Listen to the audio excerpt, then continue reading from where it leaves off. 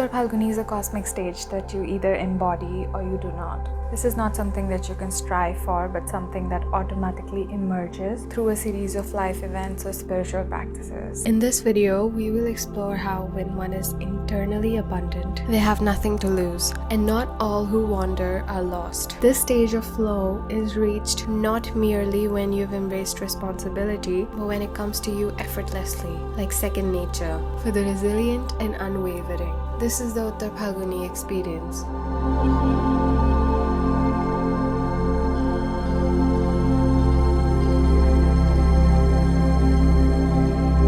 As I discussed in my Purva Phalguni series, Purva Phalguni is deeply immersed in the act of creating your own reality. In the tamasic tier of the nakshatras, the 5th house marks the turning point where you begin to consciously choose who you want to become. Magha is the moment of envisioning, where the soul starts visualizing the life it longs for. Purva Phalguni is the state of initiation, where that vision begins to take form, where one seeks union with their desire and aligns with the frequency of their manifestation. Just as Purva Phalguni is about creating the world you desire, Uttar Phalguni is about moving beyond it. A transition we'll be exploring in this video. Uttar Phalguni marks the stage of stepping out of the personal dream and into dharma. It is what comes after responsibility has been accepted. The soul stepping into sustainable purpose, where detachment becomes the stepping stone for lasting union and service. Uttar Phalguni, spanning from Leo to Virgo, embodies this transition, leaving the intoxicating, pleasurable state of the 5th house to enter the battlefield of the 6th house. It is the journey of moving beyond mere pleasure and stepping into a space of self-mastery and deeper exploration. Here the focus isn't on indulgence but on growth and the courage to embrace the unknown once you've risen above temptation.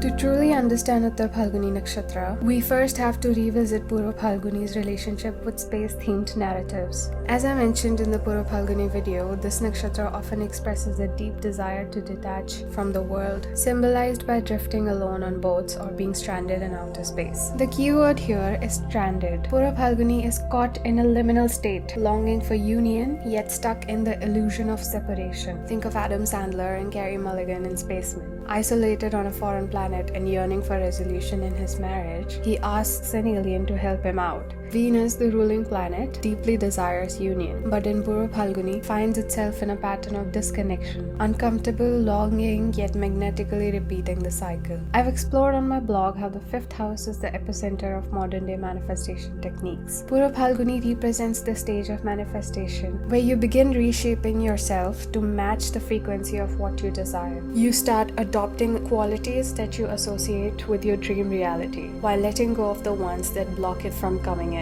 Let's say you want to start a business and become extremely wealthy, but you're stuck in a job that leaves you no time or energy to pursue it. In this case, your job actually becomes a hindrance to your manifestation. Yet, let's say you've labeled yourself as someone who can only function within the safety of a stable income and find it impossible to quit your job. To align with your desire, you have to now start shedding that label, and even before you quit your job, you need to become someone who enjoys experimentation. Otherwise, it will be a huge shock to your nervous system when you quit your job, and you'll start spiraling. It starts small. Maybe you begin by taking a different route home instead of the same one you followed every day. This seems insignificant, but it's an energetic shift. Through small, deliberate changes, you begin redefining who you are, one action at a time, and then it becomes easier to quit your job and start your business.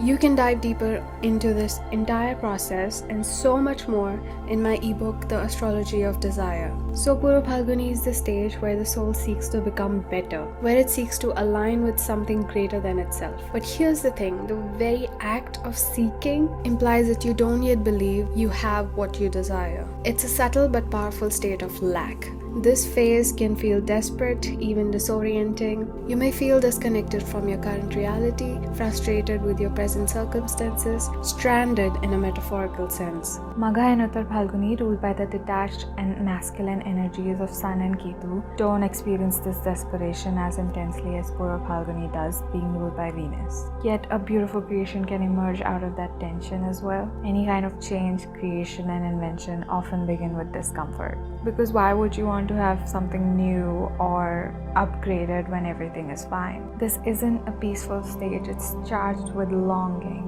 with the ache of what hasn't manifested yet. It's the yearning that gives birth to transformation. But it's still a restless place to be. The only reason Purva Phalguni finds itself stranded is because it harbors an active disdain for humanity and the mundane. Yet it deeply longs for union with its ideal partner or perfect state of being. This creates an inner contradiction, and in reality, even hatred is a form of attachment. When you direct mental or physical energy towards what you dislike, you are still bound to it. We see this dynamic perfectly illustrated in Prometheus. David, the synthetic being, becomes stranded on the moon LV-223 and discovers the engineers, the creators of humanity. By the time he returns in the sequel, his perspective has shifted. He no longer worships the engineers. He sees them as flawed creators. In response, he embraces the act of creation as his own divine purpose, but in a distorted form, eliminating all he deems weak and unworthy. This is thematically aligned with Purva Phalguni's connection to the fifth house, which governs progeny, creation, and evolution. The desire of Purva Phalguni Nakshatra is, may I partake in the best portions of the gods. As I mentioned in part 1, progeny isn't just about literal offspring. It's about what we create, what we pass on, and how we refine that lineage. Part of evolution or natural selection by nature involves the elimination of traits considered obsolete. Purva Phalguni's disdain, its negative attachment to the earthly, the mundane, prevents it from finding peace in the void, in the unknown. It separates itself, yet is bitter and lonely. It feels stranded, unable to fully surrender to the space between realities. This is much like the archetype in man-child themed films, the young man who doesn't mature enough to live independently. This is the key difference between Purva Phalguni and Uttar Phalguni in space-themed narratives. Uttar Phalguni emerges after the soul has learned responsibility in Purva Phalguni. It no longer resists the unknown, it embraces it. It feels at home in the void, in solitude, in the quiet between destinations. Uttar Phalguni is not a stranded astronaut, it's the explorer on a mission. It also shares this trait with its trinal sun nakshatras Uttarashara and Kritika. There's a quiet steadiness here, a willingness to move forward regardless of the unfamiliar terrain. It doesn't see hardships as something to escape, but as an integral part of the journey. The void isn't a punishment, it's a sacred passage. And at the stage of Uttar Phalguni, one walks through it with resolve. The universe, vast, dark, and all-encompassing, is a metaphor for the feminine principle, the goddess. It is the great cosmic womb, the sacred circle that surrounds the singular point of consciousness. All of humanity exists within her. This is why, in my research on men in long-term relationships, Uttar Phalguni emerged as the second highest ascendant nakshatra, and its trinal sun-ruled nakshatra Uttarashara emerged as the highest moon nakshatra and ascendant nakshatra. An Uttar Phalguni man doesn't seek validation through status or surface-level pursuits. He's drawn to the remote, the hidden, the untouched corners of existence. He feels most alive in places no one else dares to go, perfectly embodying the Shiva principle. Goddess Kali is time. His Kal translates to time, and Bhuvaneshwari is space. These two Mahavidyas represent the polar expressions of the feminine principle. Kali is fierce, terrifying, and uncompromising, the destroyer of illusion and ego. Bhuvaneshwari, on the other hand, is vast, nurturing, and enchanting. She holds all creation within her boundless expanse. Together they form the full spectrum of womanhood, the fierce and the soft, the edges of death and the womb of existence, space and time, space-time. The astronaut's journey through space-time becomes a vivid metaphor for this divine feminine navigation. Floating through the dark void, he moves within the mysterious terrain of both Kali and Bhuvaneshwari. Space-time, and you want to get from point A here to point B there. Now, what's the shortest distance between 2 points? Shortest distance between 2 points is 0, and that's what the gateway does. It folds space so that point A and point B coexist in the same space and time. When the spacecraft passes through the gateway, space returns to normal. His path isn't just a physical voyage, but a spiritual one, an exploration of the full spectrum of the sacred feminine in its most raw and infinite forms. Uttar Phalguni is a nakshatra ruled by the sun, situated in the sign of Leo, which is also governed by the sun. The sun corresponds to the solar plexus or Manipura chakra. located in the upper abdomen just above the navel. This chakra, along with the sacral chakra, forms a key part of what we refer to as our core and gut.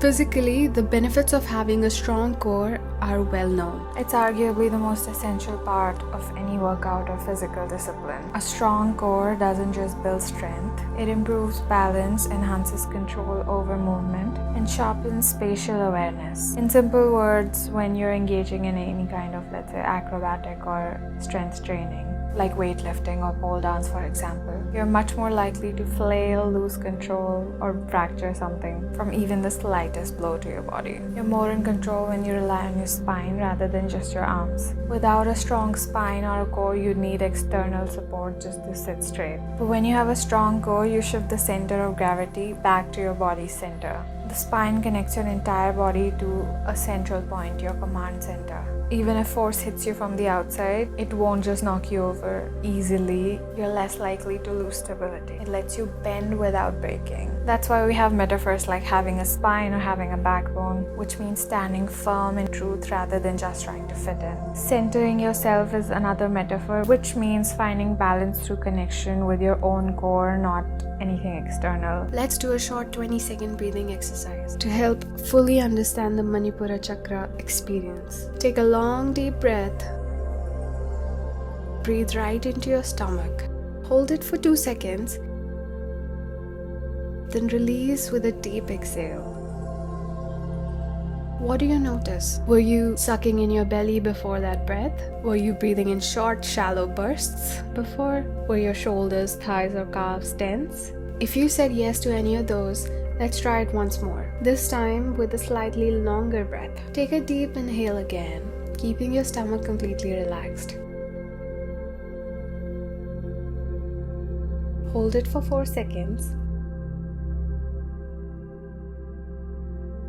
And exhale slowly and fully. If you had any tight or tense muscles, you might notice a mix of sensations. It might feel strange or uncomfortable to relax them, especially your stomach or ab muscles. And if you feel anxious or nervous often, breathing freely into your stomach might even feel a little bit painful. Now imagine rarely or never holding in your stomach. Imagine if long deep breaths came naturally without needing to consciously relax your body every time. How easy would life feel if we always breathe like that? That is the solar experience. The absence of anxiety, tension, or self-doubt. You draw your energy inward to strengthen your core, develop a spine, and to become the point within the circle, just like the symbol of the sun. From that center, nothing in life can knock you off balance. When someone depends too much on others' opinions or sways easily, they often lose their sense of direction or identity. But with a strong core, you can bend without breaking. You become open to challenges, new experiences, and differing perspectives without losing your center.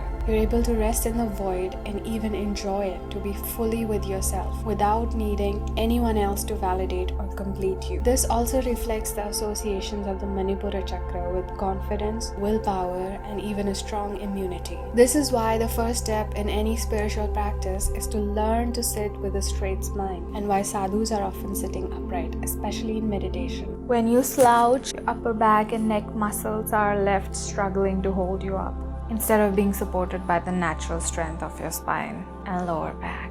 This misalignment puts unnecessary pressure on the corresponding chakras, particularly the throat and the heart. We often see this pattern and slouching in people with sedentary lifestyles, who also tend to report a lack of joy and fulfillment in their lives. This weakened core support and strain on the heart and throat chakras reflect a deeper imbalance, not doing what they truly love, not following their heart, and struggling to clearly express their needs and voice in the world. The double sun rulership of Uttar Phalguni symbolizes command over the core and inner center. The imagery of the astronaut observing Earth from space encapsulates this perfectly. Detached, distant, yet fully aware, he simply witnesses the Earth as a whole.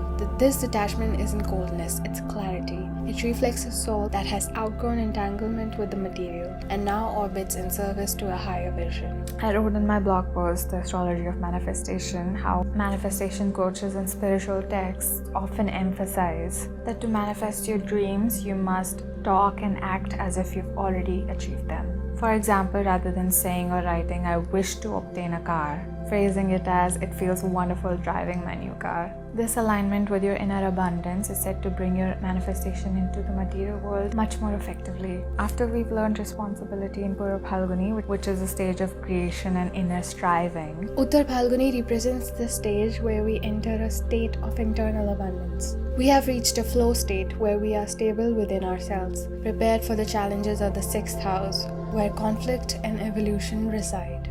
This is why nearly every text on nakshatras describes Uttar Phalguni as a noble and blessed nakshatra. in space exploration films, we see this contrast. The Purva Phalguni character only focuses on themselves, often struggling to align with their desires and aspirations. But with Uttar Phalguni, humanity becomes the center. These individuals have such profound internal stability that they no longer focus on their own needs or desires. They are prepared to serve a greater mission, often dedicating themselves to a cause that transcends personal gain. The sun is comfortable being alone while Venus is not. When we're abandoned by someone, it reflects our own discomfort with solitude. This is why people often say to learn to love yourself before you enter a relationship. Purva Phalguni deeply desires union and is not at ease being alone. This desperation and instability in their connections can often lead to tragic endings. It's also why they tend to empathize with abandoned children. In contrast, Uttar Phalguni enters the battlefield of life, not just tolerating solitude, but genuinely content in it. There's no anxiety when it comes to love. This inner peace and independence are what allow their relationships to flourish. Uttar Phalguni doesn't seek to trap a partner in a union. Instead, their partners feel safe, free, and at ease. The love stays because it's not driven by need or desperation, but by genuine connection and mutual respect. For the male principle, embodied by Shiva, penance is central. He is tested by increasingly difficult situations, challenges that push him to his limits. He embraces these hardships because they test the strength of his penance and patience. As a result, he naturally cultivates the ability to remain calm in the most adverse conditions. His focus is on mastering his inner stillness in the face of nature's most intense trials. In manifestation and the journey of consciousness, Uttar Phalguni represents a stage of waiting in the void. When you ask the universe or God for something but there's no space for it in your life, things often get taken away to make space for your manifestation. As I mentioned earlier, Purva Phalguni's desire is to have the best portions, which requires letting go of what no longer serves you. It's just logic. If you want the best, you will have to let go of what is not the best. For instance, if you're content with your old car, you might not feel the need for a change. But the moment you decide that you do need a new car and you ask the universe for it, you may notice unexpected shifts, like your old car breaks down, you may lose your job, or even your relationship ends. This is simply the Purva Phalguni stage where you're asking for the best portion, the new car. The universe shifts your entire reality to prepare you for it. So you may ask, why can't you just get a new car? Why do you also have to go through a breakup and get fired? This is because the new version of you in future with a new car also has an upgraded life, such as a better job that can afford it. But most importantly, they've developed strength and resilience. Your future self has left the self-doubt behind and developed the ability to ask for more. And they use it for every sphere of life, not just in their career and wealth. So you ask your boss for more, you ask your partner for more, and when they refuse to give it to you, one of you walks away. This doesn't happen if your partner or your boss actually care about you. You'll only break up if you weren't being treated properly in the relationship or if it lacked a solid foundation. Similarly, you'll only lose your job if something was already off, like not being paid enough, lacking promotion or fair compensation, or being treated poorly. The things that will remain are the ones that truly align with your future self, who has all the nice things. The things that were inauthentic and used to fill the void, like temporary relationships, social circles, partying, instant gratification, those are what get removed during the Purva Phalguni stage. This new version of you with the new car also has the core strength to ask for what you deserve and the magnetism to receive everything else that aligns with your higher self. Now that you've lost everything, congratulations, you're in the Uttar Phalguni stage of being in the void and having nothing. This may feel lonely and empty in the the beginning, but this is a positive sign because it means that you've cleared your slate and you finally have the space for what you want. Temptations will come your way and you will have to rise above them, much like Shiva. This doesn't mean that you have to detach from all material things, but many of your old patterns will resurface that you will have to let go of. For instance, if you have a habit of engaging in no strings attached relationships and are now manifesting a loving monogamous partner, you will need to resist the urge to fall for every person you meet, both sexually and emotionally.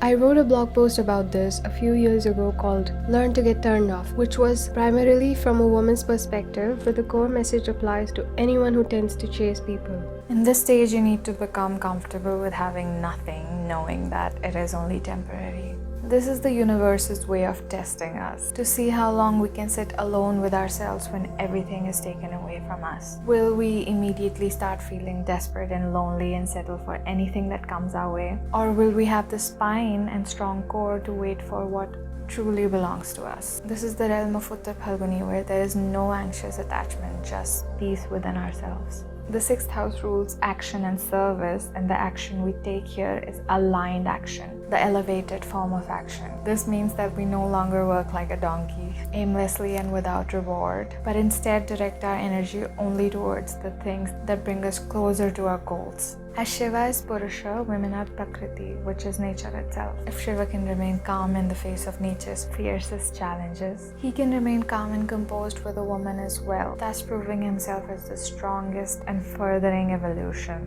This calmness isn't just physical, it's a profound peace that transcends the distractions of the mundane world, which helps one to naturally rise above Maya, the illusion of earthly attachments. This is similar to the transformation in 2001, A Space Odyssey, where the protagonist returns as a star child, symbolizing transcendence and evolution beyond the physical realm. This energy is beautifully mirrored in the Hermit card of the tarot, traditionally linked to the sign of Virgo, where Uttar Phalguni resides. The Hermit retreats, not out of fear but to seek truth in solitude. It aligns with the essence of the 6th house, the realm of one's inner battles, where the enemy is often one's own resistance to life. Initially, he separates himself from humanity, believing there is nothing for him in the world, but eventually he realizes that all of earth, space, creation, and everything within it is Shakti, the feminine principle. No matter how far he tries to escape, he cannot truly sever himself from her, for he is a part of her. Instead of running from her, he leans to explore her, to experience her full spectrum. He understands that this journey is both his path and his purpose. This is why in the tarot, the card immediately following the Hermit is the Wheel of Fortune, symbolizing the acceptance of change, the cyclical nature of life, and the ability to move with the flow of existence. This is also why the symbol for Uttar Phalguni is the back legs of a marital bed. Purva Phalguni's symbol, the front legs, represent the initial thrilling experience of spiritual bliss, the excitement of newness, where we often chase pleasure desperately, only to face failure or disillusionment. However, the back legs symbolize the transcendence of this temptation. They represent a shift towards a calm, anxiety-free attitude, and understanding that pleasure is no longer something to be grasped with urgency, but something to be experienced with stability and maturity. This moves into the 6th house, which governs the workplace and duties, a distinctly masculine house that focuses on one-pointed effort and action. It's about taking charge, tackling challenges, and being driven by external tasks. Attracting wealth, visualization, manifestation, and law of attraction. These concepts are all deeply connected to the magnetic feminine principle of attracting energy.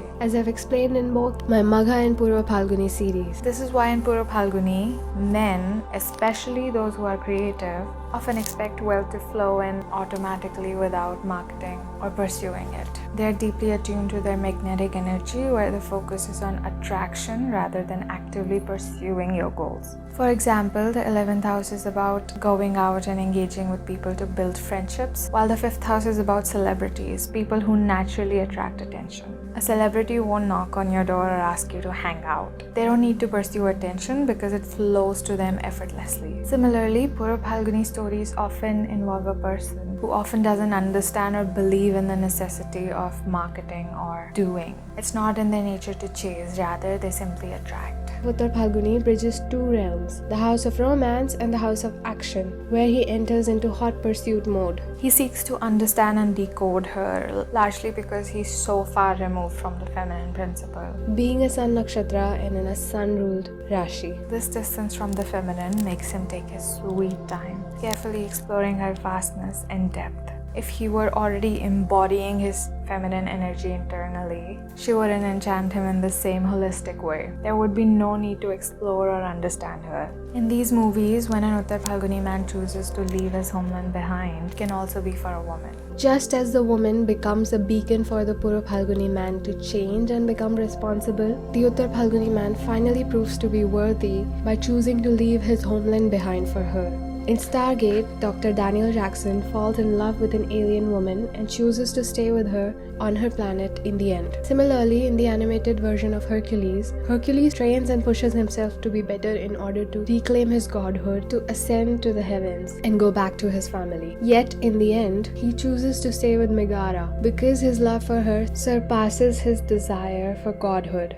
A life without Meg, even an immortal life, would be empty. In Purva Phalguni man-child movies such as Failure to Launch, the man has trouble even moving out of his parents' house to become an adult. While in Uttar Phalguni movies, he leaves his entire world behind to be with the love of his life. Uttar Phalguni is the stage where we must embody patience, resilience, and self-trust. It's the void that tests our resolve, where we let go of the distractions and temptations that once filled the emptiness. In this space, we are called to rise above our old patterns and attachments, to trust that what is meant for us will come in its own time. This phase is about developing a strong core, the spine to stand tall in solitude, and the ability to wait for what truly belongs to us. Uttar Phalguni asks us to align with the divine rhythm of the universe, acting only when it's aligned with our highest good, with patience and peace. It's not about filling the void, but becoming whole within it, knowing that everything we need is already on its way.